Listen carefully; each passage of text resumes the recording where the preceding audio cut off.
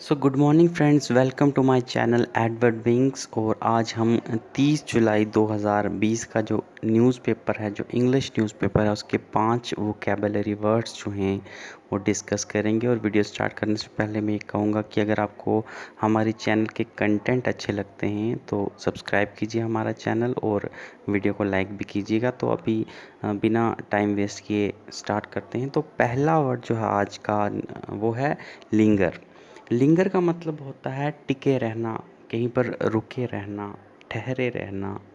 यानी एक जो आपने तय कर लिया है ये चीज़ करनी ही करनी है, फिर चाहे उसमें जितनी भी आपको मुसीबतें आए, जितनी भी आपको प्रॉब्लम्स आए, आप उस चीज़ से पीछे मत हटो, वहीं पर टिके रहो।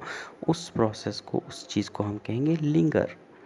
ओके, मतलब डटे रहना है, एक चीज़ पर टिके रहना। सिनोनिम्स होंगे remain, stay, wait, keep, continue, last and carry on. और इसके एंटोनिम्स बिल्कुल उल्टे हो जाएंगे, यानी जल्दी करना। ओके, एक तो है कि टिके रहना, तो दूसरा है कि चले जाना। प्रॉब्लम आ गई है तो निकल जाओ, छोड़ो, टिके रहने की कोई ज़रूरत नहीं है। तो एंटोनिम्स में वर्ड आ जाएंगे जैसे कि लीव, गो, रश, डिपार्ट, हरी और हैस्टन।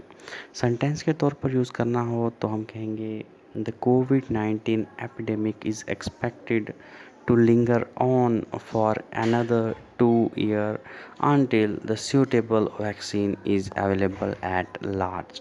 तो सेंटेंस में ये कहता है कि कोविड-19 एपिडेमिक जो है वो तब तक लिंगर रहेगा, तब तक टिका रहेगा जब तक टिका रहेगा।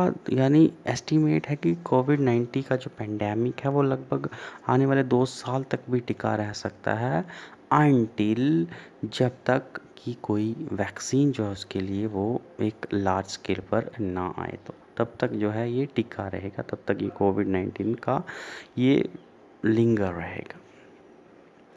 दूसरा सेंटेंस जो है वो है रैंप अप। रैंप अप का मतलब होता है किसी चीज़ में बढ़ोतरी होना। कोई चीज़ पहले थी, उसमें अचानक से बढ़ोतरी हो गई है, बढ़ गई है वो चीज़, उसे हम कहेंगे रैंप अप। सिनोनिम्स हो जाएंगे रेज, इंक्रीज, मल्टीप्लिटी, आर्ग्यूमेंट, एक्सेलरेट। और इसके एंटोनिम्स हो जाएंगे बिल्कुल उल्टे, यानी कम करने वाली जो चीज़ें होंगी। तो एंटोनियम बिल्कुल उल्टे हो जाएंगे। रैंप अप का मतलब अगर किसी चीज़ में बढ़ोतरी होती है तो एंटोनिम्स हो जाएंगे जो चीज़ कम होने वाली है, जिस चीज़ में कटौती सी दिखाई दे रही है। तो एंटोनिम्स हो जाएंगे ebb, mitigate, reduce, scale down, curtail, cut down और लोप ऑफ। सेंटेंस के तौर पर यूज़ करना हो तो हम कहेंगे कि there is no option for India other than to significantly ramp up India's health expenditure. तो अब कोविड-19 का जो पेंडेमिक है तो उसको देखते हुए अब यही कहा जा रहा है कि इंडिया के पास कोई ऑप्शन है ही नहीं इसके अलावा कि इंडिया अपना हेल्थ एक्सपेंडिचर बढ़ाए। बढ़ाए यानी रैंप अप करे। तो नेक्स्ट वर्ड है, थर्ड वर्ड जो है वो है डिसअरे।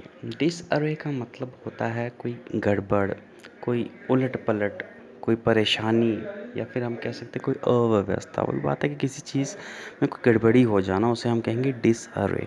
अरे होता है बिल्कुल एक चीज़ जो सीखती जा रही है, जैसे हमने डिसाइड की थी वैसी की वैसी ही जा रही है, तो it means it is in अरे। लेकिन कुछ गड़बड़ हो जाए तो हम कहेंगे कि चीज़ में डिसअरे होगी, कुछ गड़बड़ी आ गई है।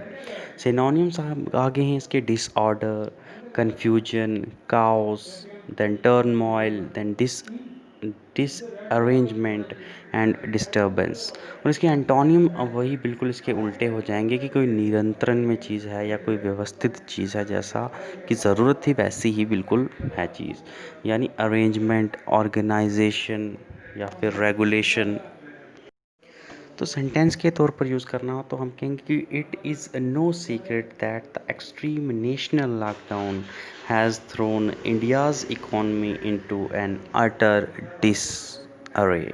तो वही बात है कि इसमें कोई सीक्रेट तो है नहीं, कोई छुपी चीज़ नहीं है कि जो इंडिया में जो लॉकडाउन लगा था, नेशनल लॉकडाउन, तो उसने कहीं ना कहीं इंडियन इकोनॉमी को एक डिसअरे के कगार पर ले गया, उसको एक गड़बड़ी के कगार पर ले गया था। तब रिकवर होने की कोशिश अब हो रही है, लेकिन काफ़ी गड़बड़ी तो आई थी, ये तो आप सब जानते हैं। तो इसके बीच दो वर्ड और यूज़ हुए हैं सेंटेंस के बीच। एक तो अटर वर्ड यूज़ हुआ है, एक है थ्रो। थ्रो का मतलब तो आई थिंक आप सबको पहले से पता होगा। थ्रो मीन्स के फेंक देना किसी चीज़ को, या हम कहेंगे कि किसी चीज़ की तरफ चले जाना, यानी थ्रो होगी उस डिसअरे गड़बड़ की तरफ थ्रो हुई। तो अटर का मतलब है, अटर का मतलब होता है पूरा या पूरी तरह से। यहाँ पर जैसे अटरली, अटर डिसअरे की तरफ बात हो रही है, यानी पूरी तरीके से गड़बड़ होगी। एक तो होती है थोड़ी गड़बड़, अटरली होगी कि इट मीन्स के पूरी ही गड़बड़ हो गई। या तो पूरा ही अटरली गुड हो गया, या तो पूरा ही अटरली बैड हो गया। ओके, तो अटर का ये मतलब होगा। अगला वर्ड जो है, फोर्थ वर्ड जो है वो है एक्सचेकर। एक्सचेकर का मतलब होता है राजकोष, या फिर हम कह सकते हैं सरकारी खजाना। जैसे कि हमारा कंसोलिडेटेड फंड ऑफ इंडिया है, जैसे कि हमारा कॉन्टिजेंसी फंड ऑफ इंडिया है, जैसे कि हमारा public account fund of India है। तो ये सारे हमारे एक्सचेकर हैं, ये सरकारी खजाने हैं। या फिर सिंपल में अगर हम कहें तो हर एक डिस्ट्रिक्ट में एक ट्रेजरी ऑफिस होता है, उस ट्रेजरी ऑफिस को भी सरकारी खजाना ही माना जाता है। ठीक है, तो एक्सचेकर का मतलब होता है सरकारी खजाना। सिनोनिम्स हो गए treasure, fund, chest, repository, trove, blaze और फिर से ट्रेजरी। तो यही बात आ गई कि ये सारे सरकारी खजाने हैं, इन्हें हम एक्सचेकर के नाम से बोलेंगे। तो सेंटेंस के तौर पर यूज़ करना तो हम कहेंगे कि India's gun, germs and steel crisis will impose financial burden of an additional 8% point of GDP on the central government exchequer। तो इंडिया का जो गन का या फिर जर्म नहीं होगा, जैम होगा। तो गन का, जैम का या फिर स्टील जो क्राइसिस है, जो कि इंडिया के ऊपर नहीं बट इंडिया का जो सरकारी खजाना है उसके ऊपर लगभग 8% की जीडीपी की गिरावट जो है, उस उतना असर जो है इंडिया के एक्सचेकर यानी सरकारी खजाने पर लगभग 8% जीडीपी के बराबर का एक बर्डन जो है इंडिया के एक्सचेकर पर यानी सरकारी खजाने पर पड़ने वाला है। किस कारण पड़ने वाला है? ये जो गन, जर्म या स्टील क्राइसिस वगैरह ऐसी जो बातें हुई हैं उसकी वजह से। ओके, एग्जाम्पल है, रियलिटी नहीं है इसमें, कुछ एग्जाम्पल के तौर पर कहा गया। आखिरी वर्ड जो है आज का वो है शियर। शियर का मतलब होता है महज। हम कहते हैं कि ये तो महज एक मुलाकात थी, को इंसिडेंस हम कह सकते हैं कि एक को इंसिडेंस हो गया। नहीं, को इंसिडेंस भी नहीं कहेंगे, लेकिन हम कहेंगे को इंसिडेंस के ही बिल्कुल साथ वर्ड होने वाला यूज़ जो होता है उसको हम शियर कहते हैं। यानी पूरा या मात्र, मतलब थोड़ा सा अमाउंट में जो चीज़ हो उसे हम शियर कहते हैं।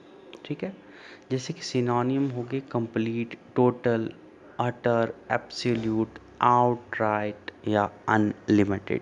एंटोनिम्स इसके हो जाएंगे इनकम्प्लीट, इनडेफिनाइट और फिर अनसर्टेन। दूसरे हो गए अधूरे। ठीक है, तो मात्र, केवल, बहुत सारे वर्ड बनेंगे। तो सेंटेंस के तौर पर यूज़ करना तो हम कहेंगे इट वाज अ शीयर को इंसिडेंस दैट वी मेट, कि ये तो मात्र एक को इंसिडेंस था कि हम मिले या हमारी मुलाकात हुई, बाकी हम चाहते नहीं थे ऐसा, ये तो को इंसिडेंस है, मात्र को इंसिडेंस है। डायलॉग में काफ़ी बार यूज़ होता है बॉलीवुड्स में।